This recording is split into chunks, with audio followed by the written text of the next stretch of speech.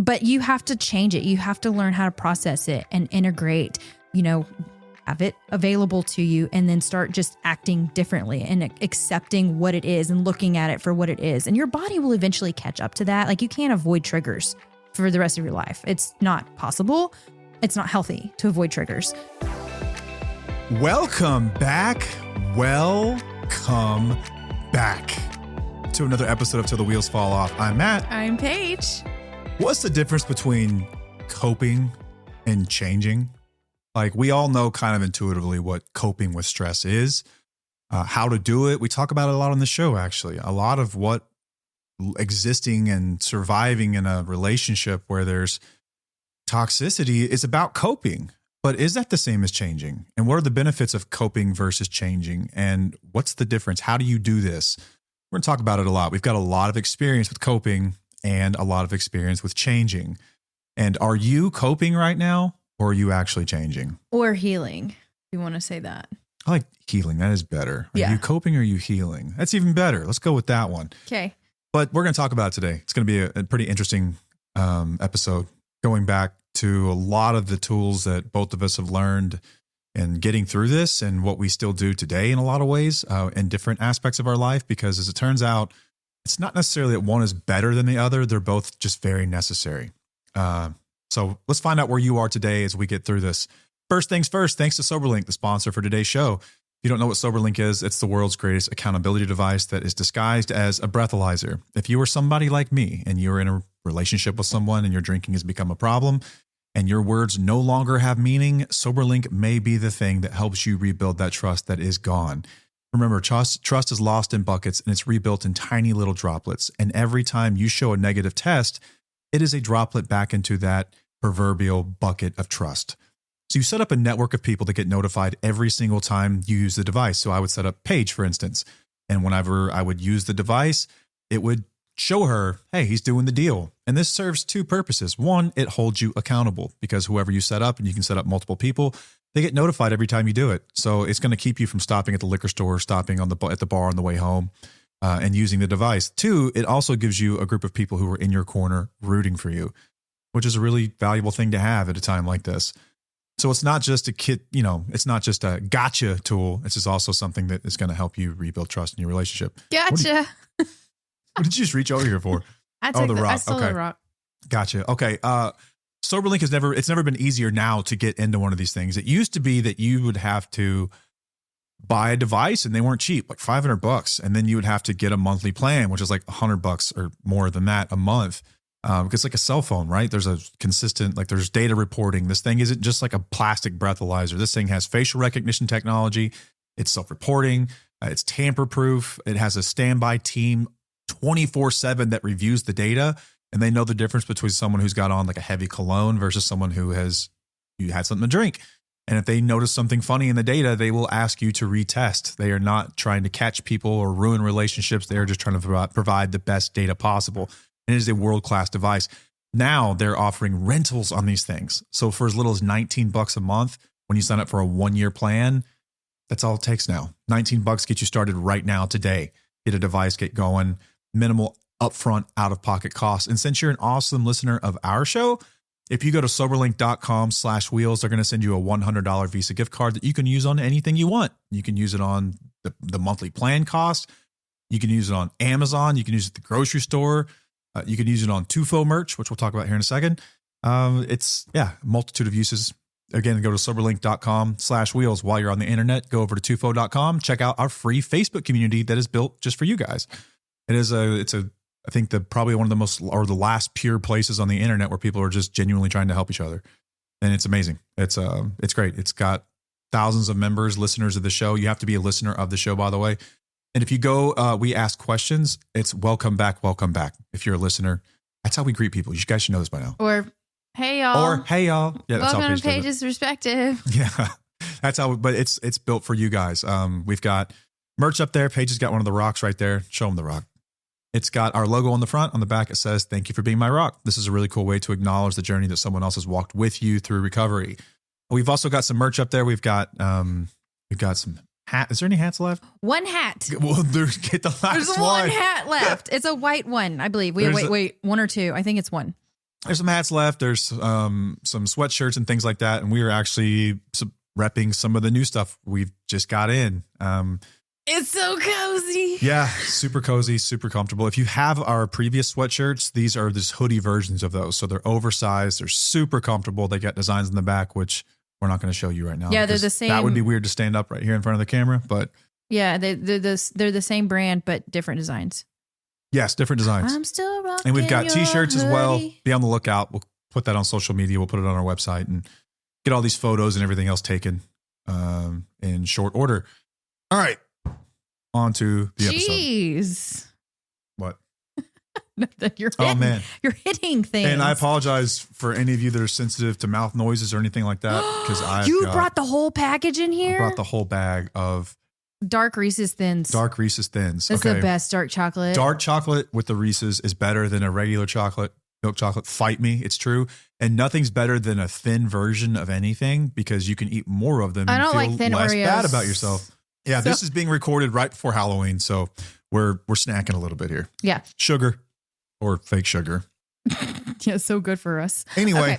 So I wanted to get into this. Are you coping or are you healing? Because there's a lot of the times where I will see people in the community or I'll know people who are like, oh, I'm doing great, which you are. I'm not dismissing that at all. It's awesome. I love that you're doing things, but your life might still look the same. Like, yeah, you're doing things, but are you really doing things? Are you just coping? Are you doing these, the self-care that we talk about? But when we talk about self-care, if it's not just, bubble baths and working out and things like that, it's also making really difficult decisions and setting boundaries. So we just kind of want to talk about the biology of coping, the biology of stress, some examples of how you may be coping instead of actually making changes or healing.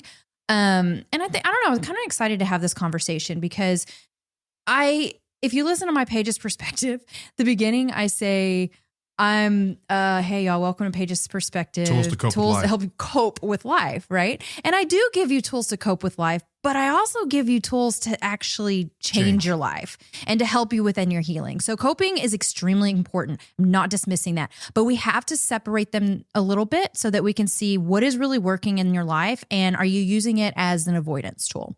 Good. It's a good opening there. Did you even hear me? Yeah, I did. As I was over here fiddling with my candy and whatnot. No, I absolutely did. I can even harken back to the early days of my own recovery. And a lot of what I did in the early days was coping. Like I had to learn how to cope. My addiction, as I kind of saw it in a lot of ways, was a maladaptive coping mechanism. Whenever I felt stressed or sad or inadequate or fearful, uncomfortable, you name it. Did I say stressed? Stress times 2 if I didn't, because stress was a big one for me. I would reach for a substance because it was a way for me to cope through that. Mm-hmm. It wasn't changing anything that was causing this stuff, but it was my way of coping. Right. Which is important. So, yeah, it's just a very toxic way to deal with it because addiction's got its own pitfalls, right? The reason I became addicted was because it did work for a period of time. And anyone who's ever used drugs and alcohol like I did will tell you that. Like we did it because it worked at one point. At some point, though, it takes over and it actually stops working. And then it becomes a problem in and of itself that causes other problems.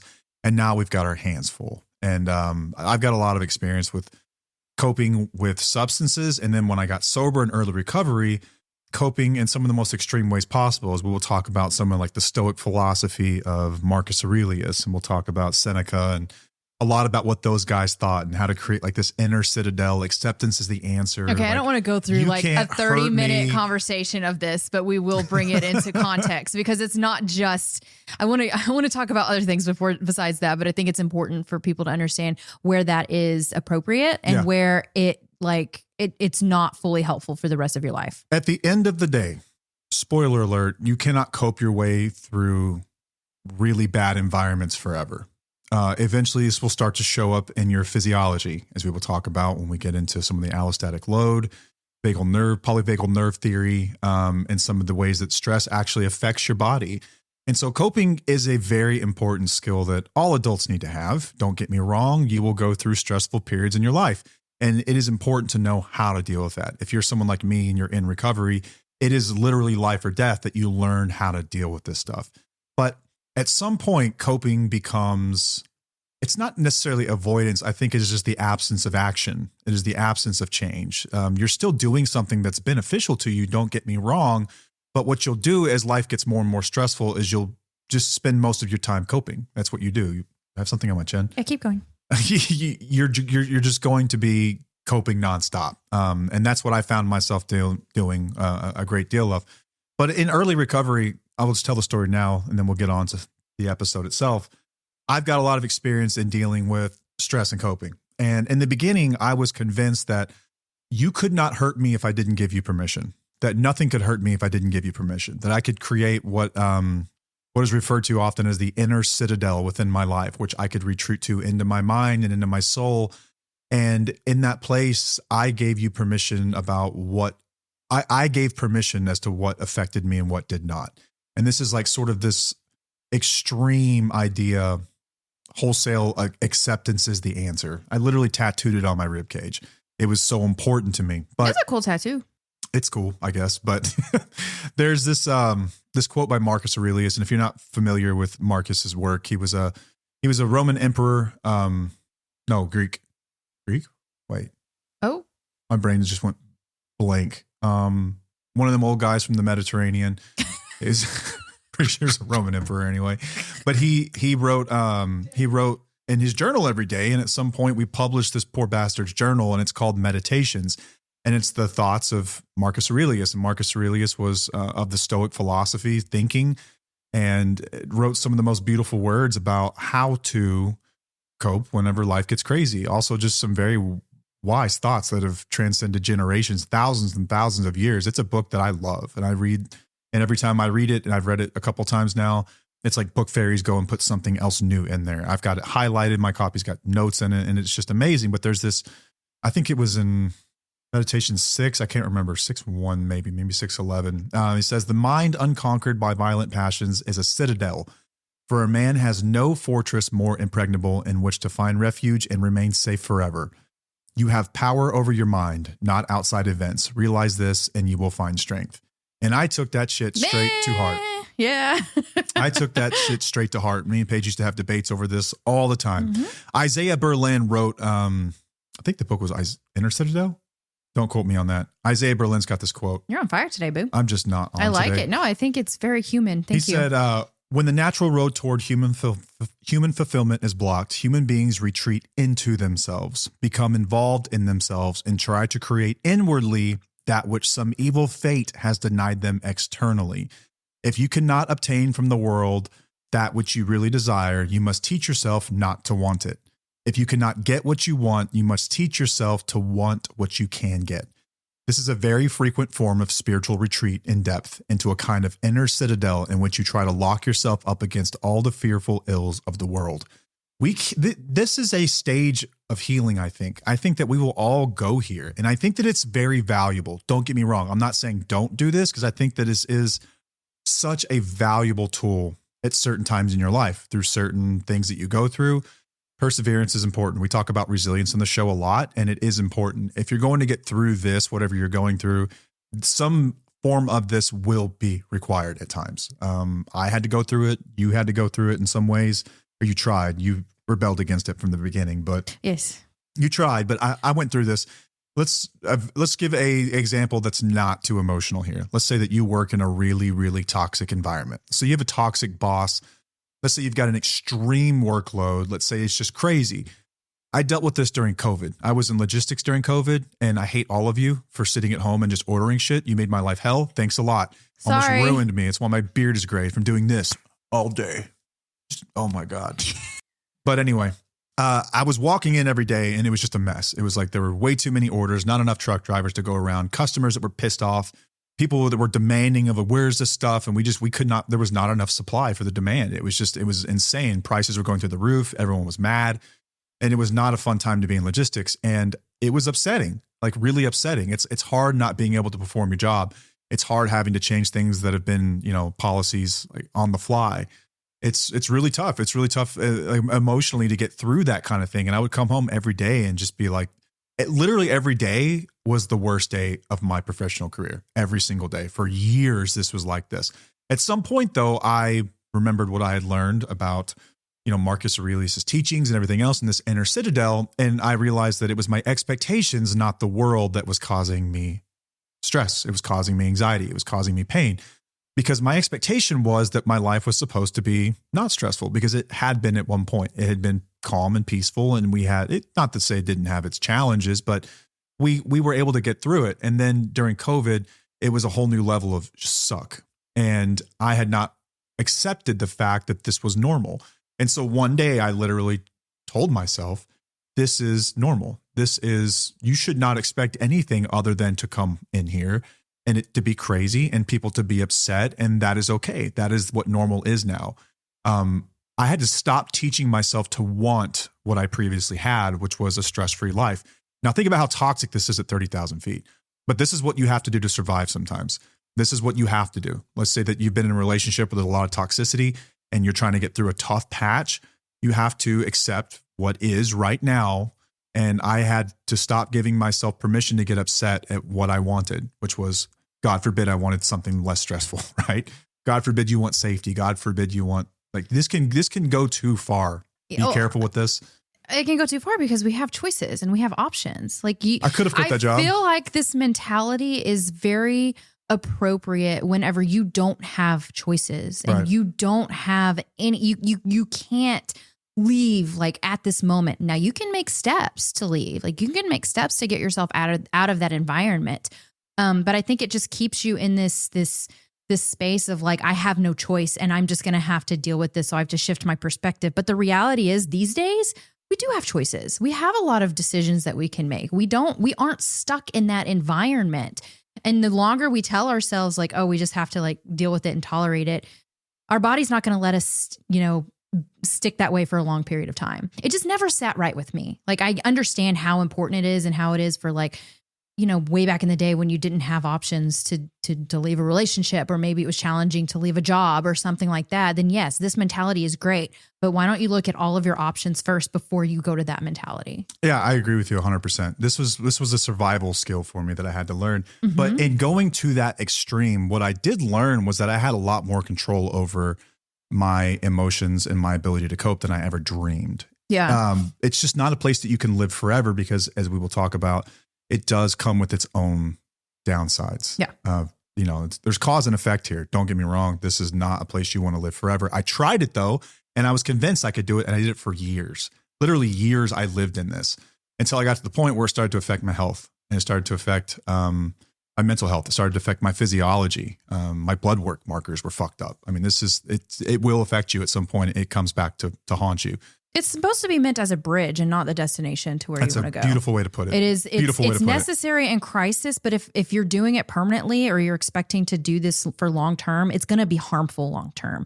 But like I said, it's a great tool in your toolbox, but we still need to look outside the box and not just utilize this tool. Yeah, and living in that place for as long as I did, I have a pain tolerance like you wouldn't believe for emotional and physical pain, because I am a chronic pain sufferer and I'm also an opiate addict. That's just the way it is for me. And so I have to learn how to deal with a lot of that stuff too. Rob Henderson, and he was on Chris Williamson's show and wrote this. I'll just read this really quick. Rob Henderson explained this idea really simply. He said, if your leg is wounded, you can try to treat the leg. If you cannot, then you cut off the leg and announce that the desire for legs is misguided and must be subdued. I mean, I get it. It makes sense. Basically, this is what Williamson says. Basically, if you can't win at a game, you stop playing. Say that you never cared about the game and create your own game with rules which you can more easily win at. Okay. This is reframing. If you can't win, don't try is what you used to say. I mean, that's how not necessarily. I mean, Viktor Frankl wrote about this in sort of a tangential way in Man's Search for Meaning, where he talks about finding purpose in suffering. That's kind of what we're getting at in some ways here. This is a man that wrote a book about living in a concentration camp during World War II. He did not have a choice. You're right about that. He didn't have a choice. You're right. But I think that the idea, the concept, and the ability is a powerful way to bridge, as you put it. Agreed. Getting through some really difficult things in life. But like I said, that's completely different than dealing with something that you have the power to change over, because that's something that we discuss in these episodes all the time, is that you are not stuck. You are not powerless. Like you do have the ability to make changes. You don't have to be the victim forever. You can actually step up and make changes and do something different instead of just coping or tolerating or dealing with whatever it is, the situation you're in, because you do have a choice. We live in a time where we do have more choices, but what you're explaining, the guy didn't have a choice. So he had to make something out of it and make it beautiful. And in my career, I could have told myself I didn't have a choice because I'm the sole provider for our household. And so I could tell myself I didn't have a choice, but I did. I had choices. And that's hard to accept. It is, but I had because choices. You know how challenging it is to make a decision that is, scary. It's unfamiliar. It's something completely different than what you've been doing for a long period of time. Yeah. And there are like addiction advocates that will say that addiction is what people had to do to survive. And in some ways I can understand that argument. In some ways, I think that's a really almost kind of like this restructuring of this argument that makes something toxic seem beautiful in some ways. You know what I mean? Yeah. We've kind of had conversations about that, but I haven't really been able to articulate it in a way that makes sense for me. Where we talk about how like going through all of that can be a beautiful thing because you learn a lot of stuff. But I'm like, I don't think going through that is a beautiful thing. I think it's the tools that you learn from it that is a beautiful thing. And then it stands to the question is that could you learn these tools without having to go through that? And it's like, I don't know. That's a whole other conversation that we need to dig into. Fun philosophical discussion Yay, someday, maybe. That's what we do. Okay, let's get into the conversation of coping as we talked about that because that will probably come up. Okay, we're just kind of going to go through this again. So again, coping is not bad. It's just how we manage unpleasant emotions. It's how we deal with life and chaos and things like that. But again, there's another step forward that we need to take. But like an example would be like if you're journaling about your toxic situation, but you're never really confronting it. That would be more of coping because we do discuss journaling and how important it is to do that. But the reality is that you're still not making any changes for your situation. Sure, it gets it out to the world. It's like venting and talking to people. That's important. But these are coping skills and not necessarily healing or changing. I mean, it is healing because it is part of the healing process. Like the coping is starting of the healing process, but it still needs to go further than that. This is putting ice on a splinter sticking out of your leg without ever taking the splinter out. There you go. That's a good one. Did you come up with that? Yeah, it's like you're so good at that. That wasn't good. I thought it was. But like having a broken leg and just icing it rather than getting this leg structurally repaired. Yeah. And I'm going to go through a lot of examples later, but right now I'm just going to go through like just two more real quick. Working out to blow off stress, but staying in the same overcommitted life. So we talk about the coping skills within your self-care routines or whatever. It's extremely important, but you can't stop there. Like you actually have to do something about it or it's going to come back to you in other ways that are very uncomfortable. Maybe being detached from conflict, but still living in the tension. That's another one, like detaching. We talk about detaching and how it's not really a tactic. It's just something that happens. But eventually you'll have to recognize like, what does this detachment really mean? And what do I need to do about it? Because it's not somewhere you want to live in forever.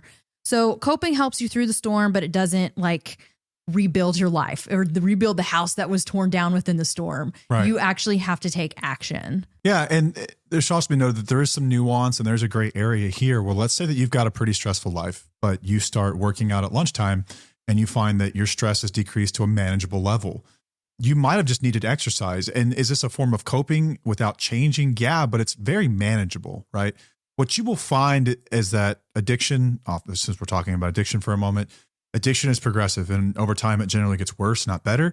Generally, not always, but generally it gets worse, not better. So it gets heavier and heavier and heavier and heavier. And the things that you have to do to cope become so taxing on your day and in your mental state and your emotional state that it is no longer, the juice is no longer worth the squeeze. It takes so much to keep up with just staying back to like neutral that it's at some point, something has to give. Something has to give. And that is a veiled way of saying you have to get away from that situation.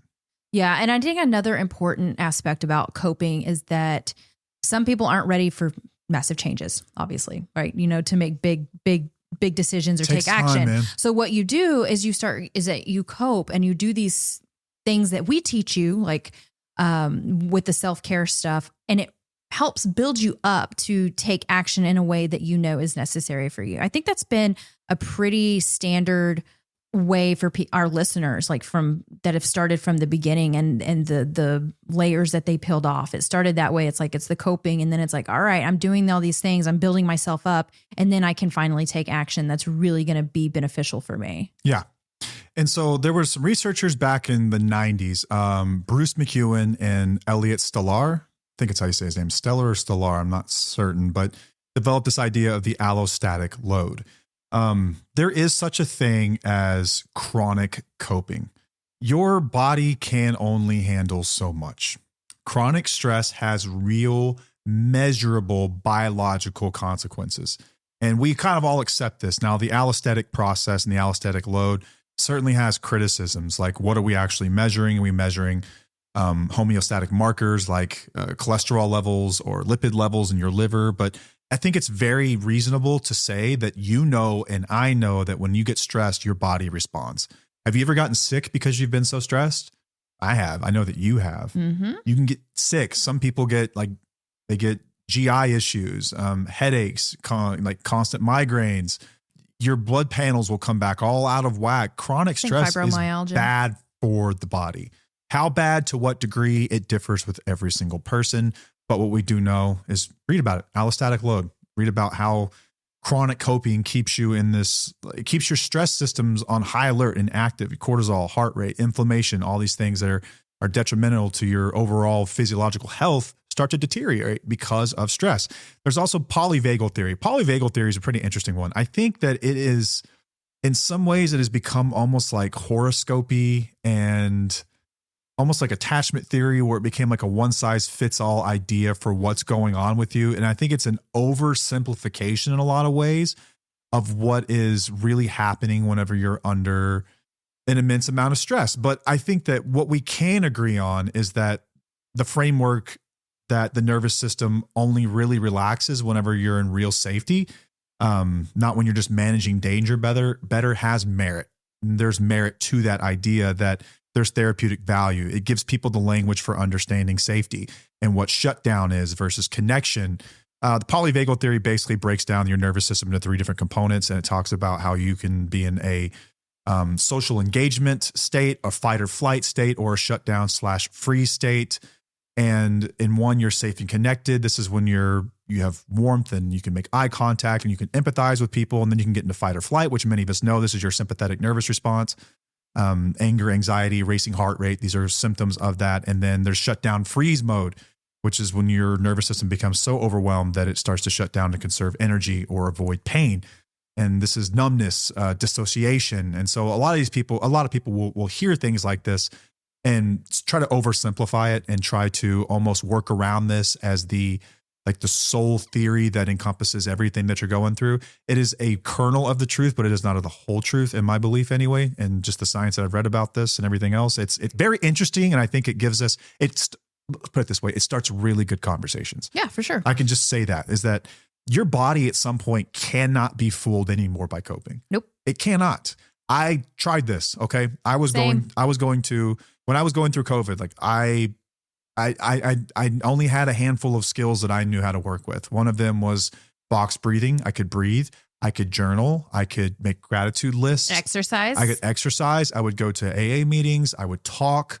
I would all the things go to therapy. We discuss. Everything that we discuss, I was doing every effing one of these things. Present moment awareness, yes, groundness. And my body was literally breaking down no matter what I did. And I am someone that is as good as anybody at this sort of inner citadel, reading the works of Marcus Aurelius. And I know this shit, and it still was affecting my body. At some point, you cannot out-cope. Your body cannot be fooled anymore. Your environment matters. Your body knows when peace is real and when it's not.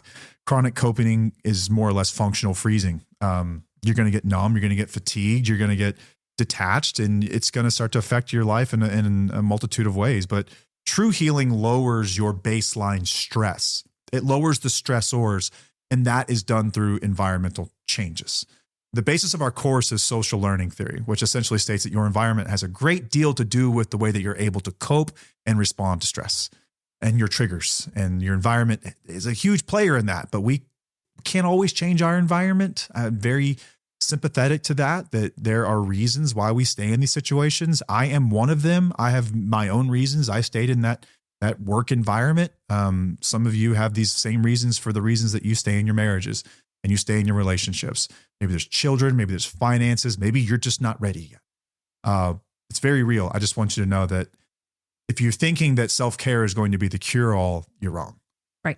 Just unfortunately, it is a beautiful bridge and it is a great place to go whenever you need respite. You need to find some calm from that storm, but it is not a place to live for the rest of your life. Unfortunately, I hate to ruin it for you. Well, your body's not going to let you. It's going to come out. I did this for a very long period of time for a lot of different things in my life. And it always comes back to bite me in the ass to where it's like, okay, I'm doing all the things that I knew would get me to where I need to be, but it's not working anymore. And that's because my body and my mind are trying to tell me that I need to make a change, that I need to set boundaries, that I need to feel something or feel my feels and process them and actually do something about it instead of breathing myself out of it or trying to cope with it or, just talking positive affirmations and all that. Like it doesn't work when you have major stressors in your life. Eventually they're not going to work. And when they're not working, you really got to pay attention to that and try to ask yourself, what is it that I need to change within my life to help me get through these emotions? Yeah. I mean, we deal with this personally, even now up to this point with doing the show where like Paige, this is your journey of having to go back and revisit painful moment after painful moment after painful moment. And you've been very real about the fact that there's nothing easy about that. Yes. I've been very open about it. And whenever I became super overwhelmed, I went back to my toolbox. Like, okay, what am I going to do? What do I need to do here? I'm going to breathe. I'm going to take time off. I'm going to read. I'm going to meditate. I'm going to do puzzles. I'm going to breathe. I'm going to do all the grounding techniques I know. It didn't work. Well, it worked until you got back into the situation. Yes, it worked until I slowly started getting myself back into it. And I realized that I didn't have healthy boundaries for myself surrounding what we do. And none of the coping mechanisms were going to help me when I get back in it because my body's not going to let me. I would have literal, my body, I can tell my mind all day long, like everything's okay. You are safe. You're going to get through this. It's not that deep for you, but my body literally does not listen to my brain. I would read something that has nothing to do with any of our listeners, but something like directly towards me. And I would go into that fight or flight mode. And that's not something that it just happens. It's not, what is the word I'm looking for? Can't think of what I'm talking about. Can you? No, I'm thinking, is it just sort of autonomous? Yeah, it's my body just does it. It's not anything that I'm choosing to do. It's subconscious, I guess. It just automatically happens. It's like a trigger. It's a trigger. And I'm like, oh my gosh, I thought I healed from this. I thought I got through this. No, I didn't get through that because I don't have boundaries surrounding what I do. And that means that I need to take action and set boundaries around what we do to make sure that I'm protected and I'm safe. And that's sort of a gentle bridge to the conversation about sort of the content that we make here on a very regular basis. We went from making 1 episode a week to now we're making 3 episodes per week. And we've always said like our first job is to be parents. Second, husband and wife.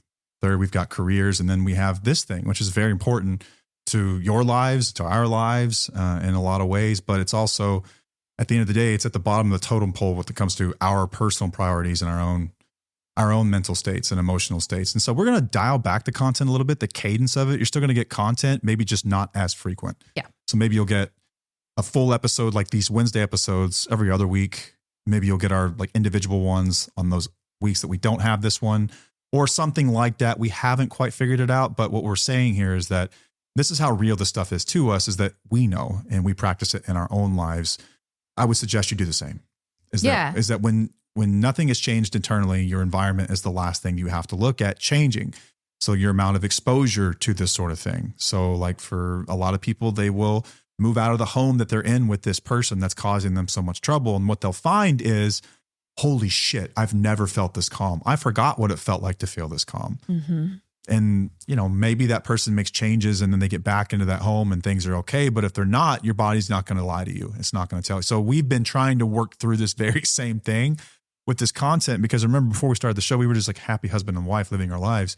And then we'll go back and revisit this stuff over and over and over and over. And it's different for me because I was the offender in a lot of this stuff. this is also very common because it's part of my recovery. This wasn't part of your recovery. All this revisiting. At some point, here's the cool thing about spouses and partners is at some point, you guys get to move on. Yes. You get to walk away. You get to be like, I've learned from it. I've lived that. I've processed it. And now I'm going on to live my fucking life. Yeah. For someone who's dealing with addiction, it will be a lifelong process, always to some degree that you will have to acknowledge and treat that part of you that wants to use a substance because you know what happens when you do. And I've accepted that myself. I don't think that y'all should have to. Yeah. And so it's different. It's different. The conversations are different. Like, man. And your recovery conversations are completely different than our recovery conversations. Yeah. So, I've just, with all of this, I've had to definitely listen to my body, set boundaries, and make changes where necessary.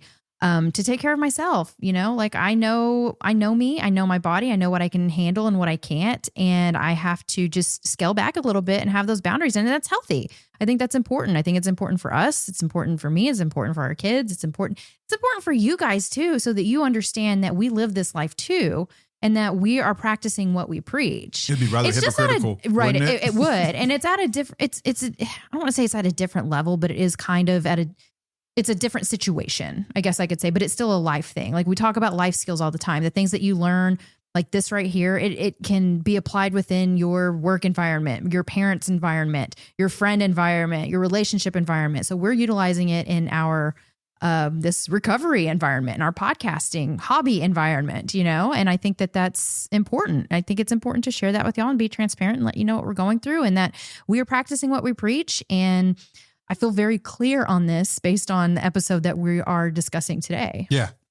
So coping can work. Don't get me wrong. Like it can work. You'll see some massive benefits from it sometimes, but sometimes coping can just be flat out avoidance. Yes. You can be trying to cope with something for so long that you're avoiding the inevitable, which is generally your worst fear, which is that in a lot of cases, I can't be married to this person anymore. That's, I think, probably the one that's most fitting to this show. It could be I have to leave that job that's paying me a ton of money that I cannot fucking deal with anymore. I'm going to have to scale back my lifestyle. I'm going to have to change the things that I aspire to in life, materially anyway. There are some tough decisions we have to come to because at some point coping is just purely avoidance. Yeah. Let's talk about some of those. Okay. So like relationship tension, coping would be to detach or suppress your emotions. This happens a lot in these situations, but we have talked about how having conversations with those in active addiction doesn't typically work for you, but I think it's important for you to have the conversations. You might have a good conversation, but you're not going to have a good outcome with someone in active addiction. Exactly. Because we can teach you how to have that conversation all day long. I think we had an episode on it. We talk about it in our program. But the reality is that you need to have the conversation and see how it goes and then make decisions based on that. But like coping would be, again, detaching or suppressing that emotion, and then changing would be initiating a hard boundary or conversation. So having something like actually having that conversation and then like evaluating it and looking at it and thinking, okay, well, this didn't really go as I wanted. What do I need to do about it now? Right. Like that's a big thing with what I discuss a lot is that, okay, you feel how you feel. What are we going to do about it? And that's how change is made. It's like, okay, what can you do about it? Because you have a lot more power than you think. Another situation would be burnout. So coping would be like bubble baths, weekends off, which I tried to do that as well, like the weekends off type thing, which is still a boundary of mine, but I need to scale it even more. But changing would be like redefining workload or your values. And that's definitely something that I've had to do within the past month is to redefine exactly what it is that we're doing and what I can do to scale it back to make sure I am protected from it. So that's actually changing. Coping would be, like I said earlier, like, just taking those bubble baths and breathing, it just doesn't, it's not going to work. It doesn't work. Trust me, I tried. A situation, if there are triggers, coping would be avoiding the reminder. So this is kind of interesting that you popped open that can. I'm sorry about that again. I thought about that 5 times. I'm like, why did I fucking do that? I'm sorry. Listen, it's interesting because coping would be to avoid that. Okay. Coping would be to not be around cans all the time. It would you're saying I shouldn't go back and edit that out. No, because we have to learn, because here's the thing. And I'm not being insensitive. I promise. Trust me. I've been there with triggers, but you have to change it. You have to learn how to process it and integrate, have it available to you, and then start just acting differently and accepting what it is and looking at it for what it is. And your body will eventually catch up to that. Like, you can't avoid triggers for the rest of your life. It's not possible. It's not healthy to avoid triggers.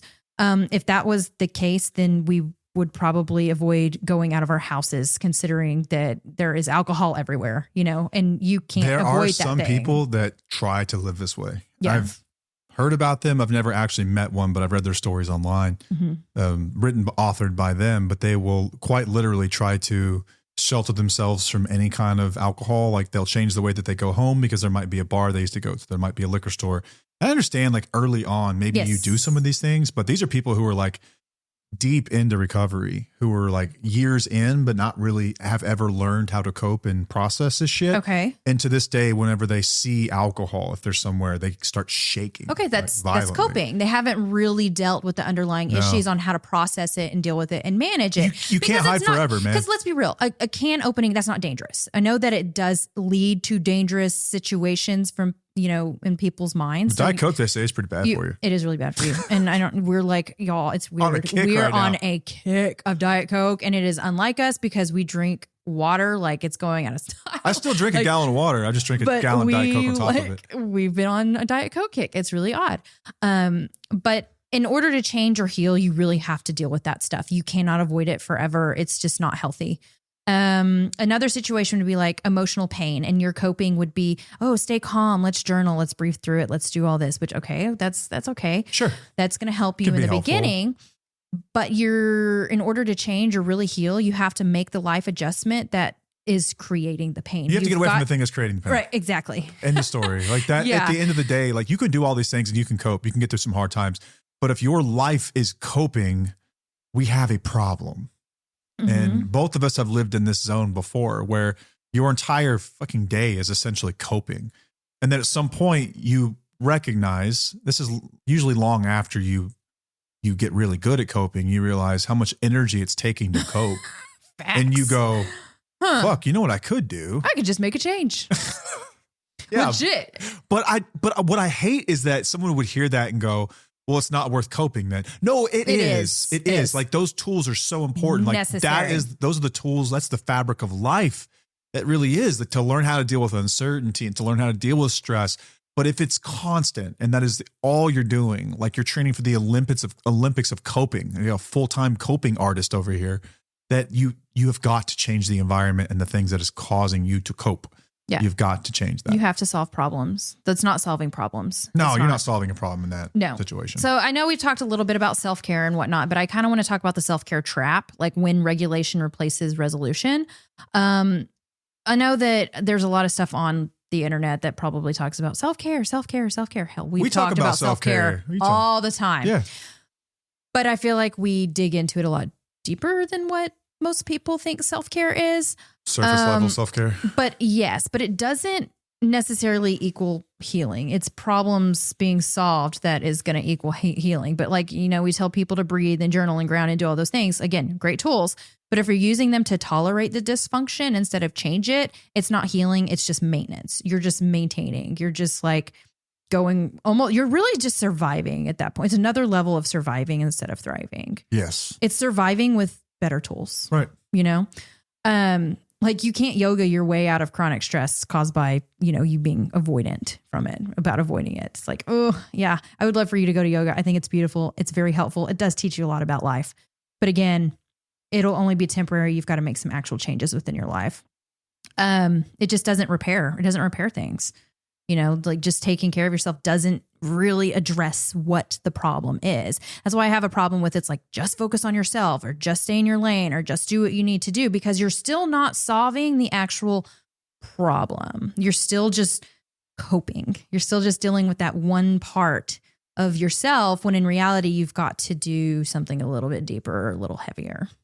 What's interesting, I think, is that repair is what we all want, right? We all want repair. We all want to find a way to rekindle what we once had. And it seems like all the efforts are concerted toward that, just that one thing. When the reality is that very few people will get there. Very few people will because it's really not up to you. Like we just said, you cannot cope your way into getting someone else sober and healthy and emotionally mature and safe. You can't do that. You can try. Good luck.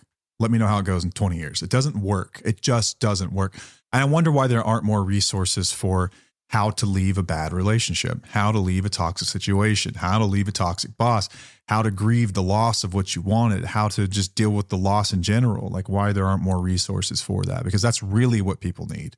Yeah, but we still live in a world where it's like the goal is to keep the relationship together and healthy. Yeah, but unhealthy. No, the goal is to keep people whole and safe and make sure that they are, safe for their children. And there's whatnot. a difference between a relationship going through a rough season and a relationship that has never had a good one, but you told yourself it did. Well, I mean, possibly it did in a short period of time, but it's probably hasn't been that way in a long time. Yeah. So what's up? You want me to keep going? Yeah. Okay. You're like, yeah. It's usually how I go. Okay. Anyway. So real self-care is asking you, what do I need to face, not just soothe? And I love that because that's actually giving us the option to make some changes and to actually solve some problems. And there was this note that I pulled that said emotion regulation without problem-focused action doesn't reduce physiological stress markers long-term. So I was just thinking about like problem-focused action and taking action or whatnot. Like that's what our program does. That's what our community calls do. That's why we allow crosstalk. That's why we allow people to speak what's on their mind. Like the problems that are solved in those calls and those meetings are amazing. It's like someone asks, I don't know what to do here. I'm having this situation. How do I handle this? And it's not like, okay, you need to just, go to the gym or you need to breathe or you need to, do some present moment awareness. Focus on you. It's stay in your lane. It's here's what I did to get through it. I had to contact a lawyer. I had to do this. I had to make sure I had all of my ducks aligned. It's amazing. And it's beautiful to witness because you come out of those meetings just feeling a little bit lighter. Like, okay, I've actually got some action that I can take today that's going to benefit me later. And it's not always big stuff. Sometimes it's smaller stuff. It's whatever they're dealing with in the moment. So anyway, that's just a little plug within our program is that we have a 10-module online program that we built with a licensed therapist. He's the clinical architect on it. We talk about how your relationship has been impacted. We have an addiction module. We have trauma bond information. We have self-care. We have self-awareness. We have boundary setting exercises. Should I stay or should I go? Communication. We have so much. It's so much built into it, and it's self-paced. I typically encourage people to do at least one module a week if they have the time. Sometimes it's heavy stuff. Sometimes it's really heavy. I don't think there are some parts that aren't super heavy, but it's still like, oh, this is interesting. And it's stuff that you can use within your life and not just a relationship. So if you're interested, go to independentlystrong.com, or twfo.com and you can check it out there. And you get a weekly call on Wednesdays with other people going through it. Mm-hmm. All right, let's go through some examples. Oh, I'm glad that you saw my note there because I was just going to keep going to the other one.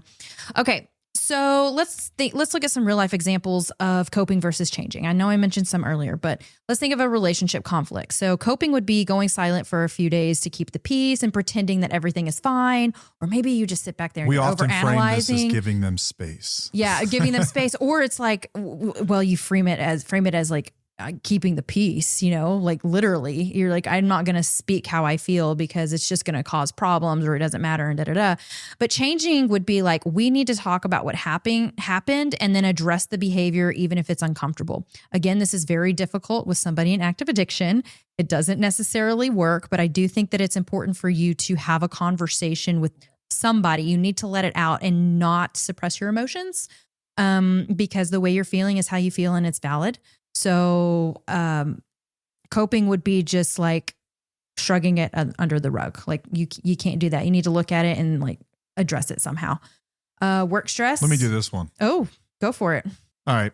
Getting through work stress. You can sit there every morning. You can journal. You can make a gratitude list about why you're grateful for your job. You can make a gratitude list about why it's a privilege, in fact, not a burden to have the responsibilities that you have.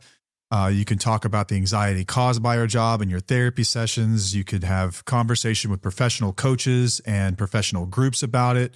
And you can sit there and continue to show up every day in a job that's burning you out and it's sucking your soul dry. That is like what coping in a job looks like. And I speak from experience here because I've done that for a very, very, very long time. Or you could update your resume, or you could set boundaries and tell your boss what you are and are not going to do and just see if they fucking fire you or not. You could schedule a meeting with your boss and talk about your workload and your expectations. You could advocate for yourself. And at the very end of the day, the fact of the matter is that job does not need to be part of your life long term. End of story. You are sacrificing your happiness for a certain lifestyle. And that is what it finally boils down to, is that this is my happiness and my health, and this is the stuff and all this stuff. And sometimes you write it out. Sometimes you have to write it out. Sometimes you don't have a choice. I know the economy's tough right now. I wouldn't encourage anyone to go tell their boss to shove it right now. Don't get me wrong, but I've been through this, and I've coped for a very, very, very long time. And guess what? Still miserable. Nothing's changed. Still miserable. Nothing's changed. And I can cope all I want, and I'm still miserable. I know what has to happen ultimately. It's going to be a change of structure of that position. And there are things in the works right now to make that happen. But it is miserable, and it sucks, and it doesn't get better. But it took you a long time to understand that, like, there are changes that do have to be made. I didn't come to terms with this in the matter of how long is this episode now? 52 minutes. Try multiples of 52 weeks. It's taken me. Yeah.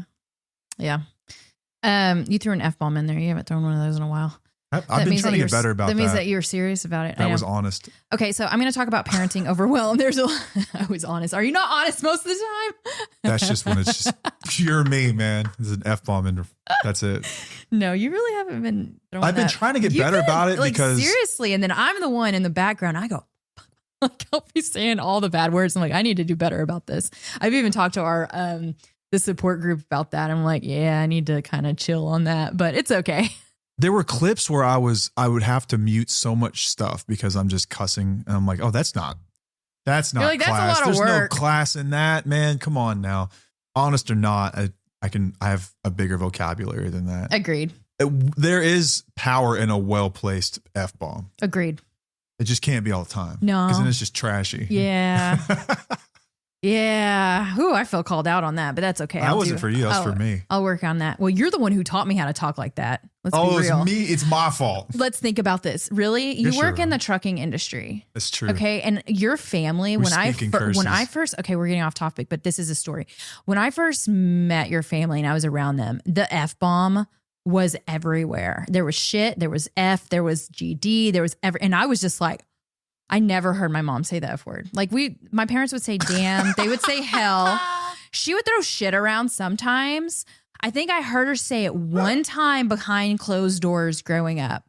And I don't remember specifically what she was talking about, but I remember her saying that. And I was like, oh. So when I met your family, like even you kids were saying it. And I'm like, red flag, apparently, guys. Like there's another one of those red flags. No, they say it's a sign of intelligence, I think. Oh, okay. Right? So honestly, like I picked up on that over the years and now I do it so much and I'm like, that's actually not me and who I like am to the core. Like I'm actually, well, now I am. I mean, I've been trained that way. Mm-hmm. Mm-hmm. You know, it's true. I'm getting blamed for one more thing over here. I'm not blaming you. I'm just saying that I was definitely influenced. Influenced is more than fair. I was influenced. More by than it. fair. Yeah, I don't want to say blame. I have a choice. You could have kept being Miss Cleaver if you wanted to. You're right. I could have. Well, the peer pressure was real with this one. Okay. Anyway, let's go into parenting overwhelm. Let's say that you are staying up late scrolling to decompress after the kids go to bed. Like that's a way of coping, but you're not really changing anything. It's not going to help with you being overwhelmed. In order to change, you should probably create a bedtime routine for yourself. Maybe ask for help or renegotiating responsibilities with your partner if you have a partner who's able to do that. But basically change has to happen. We can't just like sit there and decompress. Pause. there is a period in a kid's life where all you do is cope. And it's about 5 years long from the time that they're born to the time they're about 5 and they start going to school. Hold on for dear life and cope as best you can. I do agree with that. It doesn't get any better. No, it doesn't. Like in that period of time, I remember looking at each other and being like, do we just suck at this? Like, this is horrible. I don't remember much of it. It was a blur, but I tell everybody it's the first 5 years of your kids' lives. Like you're just hanging on. And then it for dear starts over life. again when they're teenagers, kind of. I think that's where we're at. Yeah. Yeah. So that's fun. Okay. Asking for help goes a long way though. Yeah, it does. But you shouldn't necessarily. Okay, I don't want to start a conversation. Get into this? No, I'm thinking about in a healthy dynamic where it's like we're both making efforts, and it's like, hey, I'm just overwhelmed right now. Can you take some of the slack? Yeah, bro, I got you. Yeah, like we're able to ask those. I'm not talking about one parent that's carrying the burden of it all, and then feeling like they have to being pitiful, asking for help that they should be getting anyway. I'm not talking about that. We've had combos about that in relationship or in discussions about that. I think we did it with Celeste in the mental load of motherhood. Yeah. We talked about that. That's not what I'm talking about. No. I'm talking about like if you were struggling right now and you're like, hey, can you run them to the dance studio because I'm just like I can't totally, right now. I got you, man. Yeah. We got each other in that. And I could ask you to take him baseball or something. Yeah. Same. Yeah, for sure. It's mutual respect there. Okay. Emotional neglect in a relationship. So coping would be listening to podcasts about this, I guess, staying busy and telling yourself you're fine alone. Like basically like getting all of the information, but not really taking the information and doing something with it. Right. So you can educate yourself all day long about it. And then you're not really, thank you. You were reading my mind because I was going to ask you for one. What were you on about? I was saying that before you got distracted with the candy. I don't know. Cause I'm like, I really wanted a piece of candy. It's just like educating yourself and not taking action. Like, are you really utilizing the tools that are being provided by the things that you read or you listen to? And just kind of telling yourself like, I'm just going to do this alone. It's okay. Like this show very well could be that thing for you as you're sitting here. And it's more or less like mental masturbation about what needs to change rather than just taking action to change. Possibly. Like you could just listen and listen and listen and listen, but nothing's going to change until you take action. Right. And I've listened. I listened to business podcasts for as long as I could possibly stand it before you actually finally got the balls to do something about it. No, it's true. I did it for years. Yeah, I know. And I think that I've done the same thing too. Like even with our stuff, I took it in, but I didn't, and I've utilized some of it and I've applied some of it, but I'm having to apply it in different parts of my life. So it's making it a little bit more difficult or complicated, I guess. For sure. But yes, I had taken it in a lot more without taking action. And now I'm finally taking action. So it just kind of like, it's like a train, you know, you can start going and then you just have to wait until it like catches up or whatever. I don't know. But changing in this part, if there's emotional neglect in your relationship, you naming your needs directly and deciding what you'll do if they continue to go unmet is part of changing. I had to do this. I had a tough conversation with Matt regarding this and what we were just talking about earlier. Instead of me just like being angry about it or just letting it slide or not saying anything or telling myself that it's okay, I'm just going to deal with it. I actually had a very important, meaningful, direct, intimate conversation about how I need something. I need space. I need something to change, you know? And it was scary. It's like, oh, I don't know how this is going to go. How are we going to do this or whatever? But I'm like, I'm in a safe relationship. I shouldn't be afraid to say these things. But, and how did it go? And it went great. It went really well. I feel like I have released a lot. Now I know if it doesn't go great within your relationship, or if they're like really not respecting you and your boundaries and it's deflective and it's like a very difficult conversation to have and you feel unsafe and you feel worse than when you were in it, that's a sign to do something about it, that you are not in a safe space to where you can have open conversations about things. Nothing's going to change if you don't change or if you don't have a conversation. So we had these conversations. It went great. I was scared, but I was like, I'm much lighter now that it did happen, but I'm grateful that I have somebody who is there to hear me out. And it's not like he's necessarily validating, like we're taking action, like you're really listening and being there for me and other way around. Like it was just a productive conversation. That's what intimacy is. That's what, you know, being emotionally connected is being able to have conversations that are really hard. where you fear how the outcome is going to, what the outcome is going to be, but you do it anyway because you know where you stand, and however they react, it doesn't matter. You know where you stand and what you need to do to go forward. So if you would have responded to the opposite, I would still have to do what I said I was going to do. It would just suck more. And it would suck. It would suck way more because I would not have the support of my partner, which is like what you want from your partner. Like I feel like I've really had so much. I've supported him through a lot of things. Yeah, a little bit. I may have my opinions on some things, but I've always been very supportive of the things that he does, and I allow him that space. And if he needs to take time or whatever he needs to do, go for it. I respect you for that. But if it would have gone a different way, I would have it would have been way more challenging. So, and I know a lot of our listeners, it's very hard to have difficult conversations with your loved one. But if that's the case, that means that something needs to change, and no coping, mechanism is going to get you through that. No, it'll just help build yourself up, but you just have to be very aware of what you're going through. Right.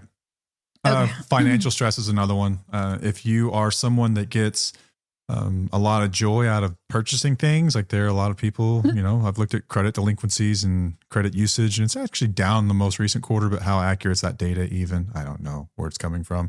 But there are a lot of people who cope that way. And you can pretend like your bank account doesn't exist and just deal with it tomorrow and spend. And ultimately you're going to have to pay the piper at some point. Catch up to you. What would change is if you actually sit down and go through your numbers, and it's going to be a very humbling and sombering night when you sit there and you go through that stuff, you make a budget, and you face the anxiety head on. That's what change actually looks like. It's creating a budget for yourself. I think everyone's been there before with their finances, We did this a few years ago. It was fun. I don't know about fun. I thought it was, but I love numbers and it's enlightening. Analysis. It's always enlightening, because no one likes to really think about it. Especially when you're going through shit, because it is a way that we get relief. There's something to be said about, it's for the reason they call it retail therapy, because it feels like it provides us something like that, but it's not always the best, especially when, you have finite finances. It's limited. It's man, retail therapy is only temporary. Like a lot of stuff. It's literally like a drug or an alcohol. Yeah. Like sometimes it feels good. Don't get me wrong. Don't get me wrong. Yeah, and I've done it occasionally. Oh, we bought a pizza oven. Oh yeah, we did. Still super excited. We did. I'm excited about that, but we're still pretty mindful. Like we don't go crazy, and we talk about our purchases too. But if you're avoiding, that's coping.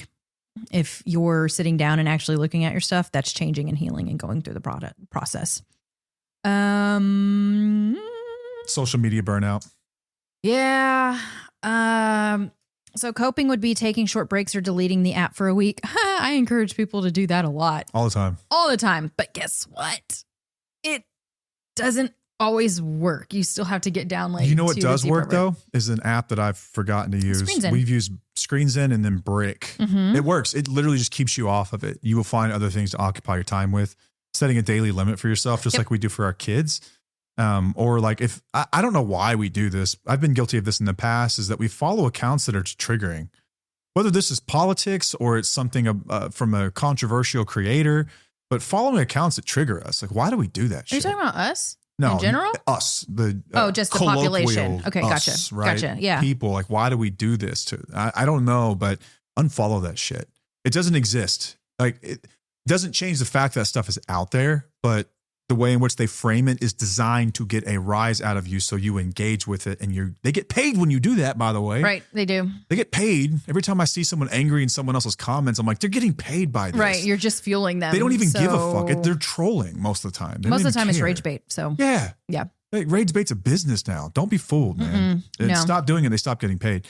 But yeah, give yourself a break from social media, man. This shit can be bad. Yeah, I mean, get off if you have to. Yeah, whatever. This is something I've tried in the past too, is burnout recovery. So like from my job, I tried to resign a couple of years ago, or was it last year? It was last year. I tried to resign. I'm done. Here's my date. No. It was 2 years ago. No, we can't lose you. Don't do that.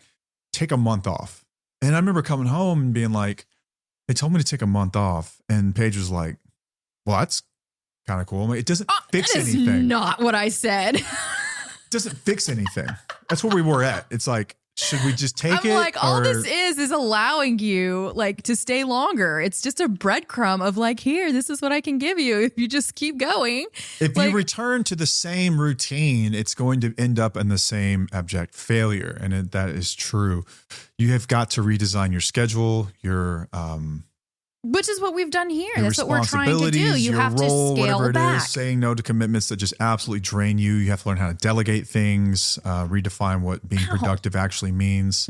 That's a good one. Whatever, there's a million ways. We can do this with emotional pain too. This is a really, really common one where I've done this and I'm guilty of this. We can over spiritualize things. Acceptance is the answer for one. A lot of people kind of reframe that in another way, like everything happens for a reason, instead of admitting that like that's a really hurtful, shitty thing. And that just sucks. And just sitting in the suck. I did this for a long period of time. And I've actually come to the realization recently that I would justify or rationalize things this way. Instead of just saying, you know what, this hurt me. And if you say it like that, like you're able to process it more whenever you say this hurt me. You have to allow yourself to grieve or get angry, or, set new boundaries that prevent that harm to being repeated. That's why I have a problem with some things saying like, oh, you can't be angry. You can't. It's like, guys, like we're meant to be angry. We're supposed to be angry. Like it's literally telling us something. We just need to do something about it. So if we rationalize and justify every emotion that's negative we have and saying, oh, this is happening for a reason, you're not going to get through it and you're not going to process it. It's going to come out in other ways. Yeah. And we can sometimes cope with boundaries too. We can kind of like beat around the bush with boundaries. We can say, oh, look, I have boundaries. But if you don't enforce those boundaries, what are they really? It's sort of like a coping mechanism in some ways. Like you are saying, oh, it's fine. When we know damn well it's not fine. That's not okay. Like you stepped over a boundary of mine. And so what do? You go vent to your friends about it. I know that I've been guilty of this as a manager before. I know that you probably have to if you're managing people. It's like, this motherfucker did X, Y, Z. And the question's always, well, did you tell him that's not okay? Do I really have to say that? Like, who would know? But you do. You would be shocked. You do. You have to be firm with some people about things. And you have to have that. That's why you get paid what you get paid. You have to have those tough conversations with people. You have to have boundaries. This is the same thing in relationships. You can't just say it's okay if it's not and then complain about it without actually enforcing the boundary and having the tough conversation, having that confrontation, whatever it is, to advocate for yourself and your boundaries. Ooh, that was good. I like that. Yeah, that's a tough one, man. Okay. So like all these, I think we've gone through difference between coping and changing. And I hope that you can start to see like what we're getting at is that you can cope and you should learn how to cope. And coping is a valuable skill for finding peace. It is a valuable skill in maturity. It's a valuable skill in spirituality. This is a valuable skill that you will need in pretty much every single aspect of your life. Because if life is guaranteed anything, it's uncertainty. And there will be things that come up that you've never dealt with before. And you will need those skills to learn how to get through the other side and to persevere and be resilient. But I hope you know the difference, that you can't cope forever. And there is such a thing as putting an end to coping by just simply changing your environment or your circumstances. There's a difference. And I hope that you know what that looks like. And I hope that you know that we are trying to be respectful to your situation, understanding that we don't know what you're going through right now and that you have reasons for what you do, but allow us to challenge you on some of those reasons. Allow us to challenge your reasons respectfully, gently, lovingly, as you look at, am I coping to cope when I could really just change something and just do away with all this nonsense that I spend hours of my day doing? Because what I would hate to do is rob anybody of the valuable skills that both of us have learned in over coping. But I would also hate to keep you stuck forever in a situation that we know everyone knows you'd be happy with outside of. So it's nuanced, right? That's what we do here. We have these non-black and white conversations. These are very gray, and it's sort of that weird shade in between the two outcomes. I hope that you get the experience of learning to cope. I hope that you get to use it. And then I hope at some point you also get to see when it's too much, if that makes sense. Yeah. I like how you said that coping is a way of finding peace, but I would say it's not a way of keeping peace. Oh, that's a good one. I like that. That's a bumper sticker. All right. That's all we've got, y'all. We appreciate it. Again, keep an eye out for what we decide to do with our own boundaries with the show and everything else, and how often we're going to be releasing content. And we appreciate all the support we've got. Both of us have talked about burnout here lately, and we've got nothing but support about it. Take care of yourselves. We love you guys, but you have to take care of yourselves. Like we love you guys so much. Like we appreciate that. We have the most unreasonably reasonable listeners and fans, and just thank you guys for letting us feel like we can be human too in this. As much as you guys may enjoy this stuff, understanding that we're humans and that we need that. And so we're going to make some adjustments, as we've just talked about, because we can't cope anymore. At some point we have to make a change. And so we're going to start small with the changes and then go from there and see how we feel. Yes. And we'll always been transparent with you guys. We'll keep you in the loop. We'll keep you apprised of any decisions that we end up making, and understand that we reserve the right to change our minds, and that could change tomorrow, but we don't know what that looks like yet. But we'll keep you in the loop, and we love you. And until next time, I'm Matt. I'm Paige. And we'll see you. Bye.